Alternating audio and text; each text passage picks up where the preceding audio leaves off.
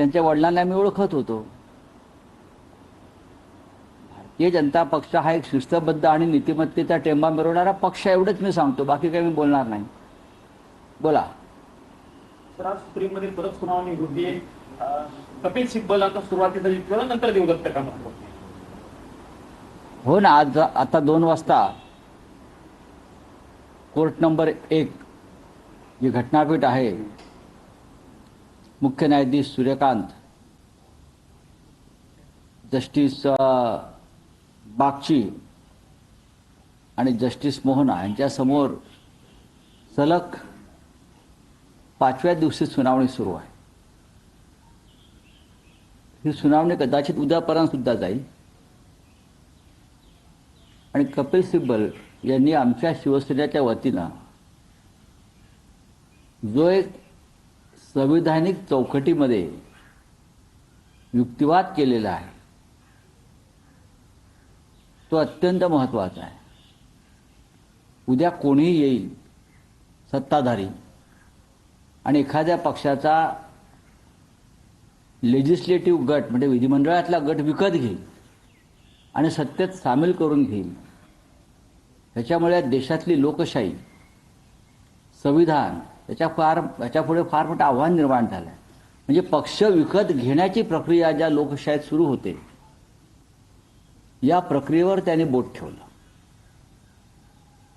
आणि मला असं वाटतं न्यायालय कपिल सिब्बल यांची ही भूमिका किंवा हा युक्तिवाद ऐकून न्यायालय सुद्धा काही काळ विचारात पडलं.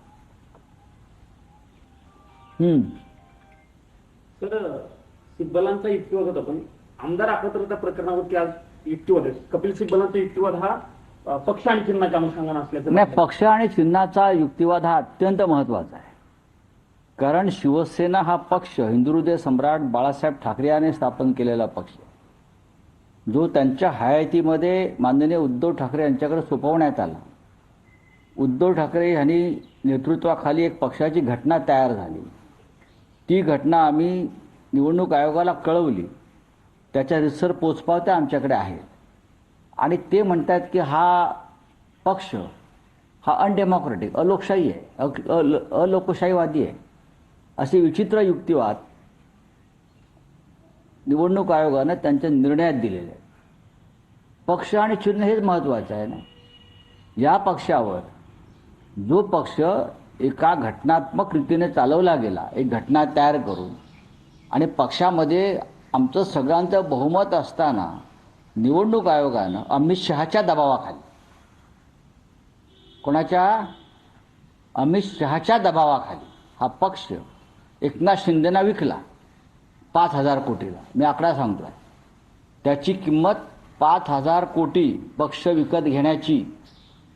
आता याच्यामध्ये स्वतः निवडणूक आयोग आणि कोण कोण सामील आहेत त्याचा हिशोब ते देतील. ते आकडे आम्ही देऊ नंतर. 5,000 कोटी त्यावेळेला खर्च झालेले आहेत. या सगळ्या प्रक्रियेत आमदार फोडणं, आमदार गुवाहाटीला नेणं, सुरतला नेणं, तिथून गोव्याला आणणं आणि पुढे निवडणूक आयोगामध्ये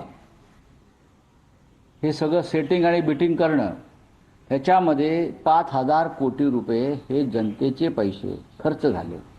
आणि हा पक्ष अमित शहांच्या शेअर मार्केटमधून विकला गेला.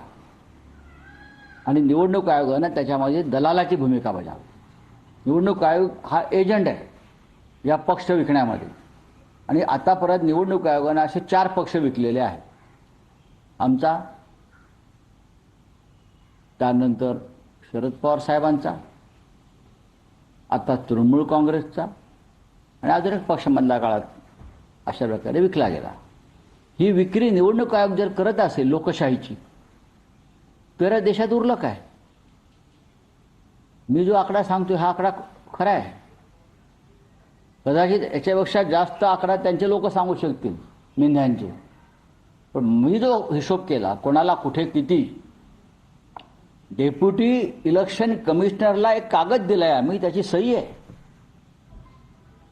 आमच्या नवीन घटना प्रक्रियेसंदर्भात.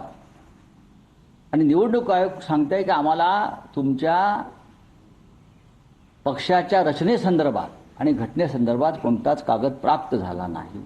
यासाठी खोटं बोलण्यासाठी असं खूप मोठी किंमत मोजावी लागते. ती मिंद्याने मोजली. तुम्ही आकडे सांगताय, पुरावे काय तुमचे? भ्रष्टाचाराला पुरावे असतात त्या देशामध्ये. एखादी घटनाच जर विकली जात असेल, लोकशाही विकली जात असेल, त्याला पुरावे नसतात ना. पुरावे ठेवून त्यांनी पक्ष विकला हाच पुरावा आहे ना. ज्या पद्धतीनं निवडणूक आयोगाच्या संदर्भात कोर्टामध्ये आम्ही निवडणूक आयोगाच्या विरुद्ध कोर्टात गेलेलो आहोत त्यांच्या निर्णयाविरुद्ध. लक्षात घ्या,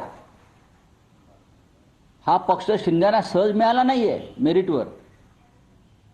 हा पक्ष विकला गेला, विकत दिला, आपला अधिकाराचा दुरुपयोग केला, आमचं म्हणणं ऐकून घेतलं नाही. त्याची किंमत मिंद्याने निवडणूक आयोगाला मोजली आणि अमित शहा त्याच्यामध्ये सहभागी. तुमचा हा निकाल जो सुप्रीम कोर्टामध्ये लागेल, हा आगामी काळासाठी एक दिशादर्शक असेल. माइलस्टोन, ज्याला आपण म्हणतो की माइलस्टोन जजमेंट.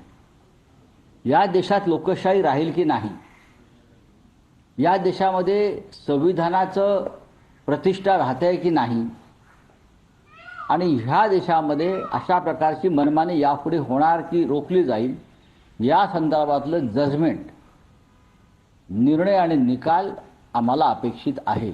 हा देश वाचवायचा असेल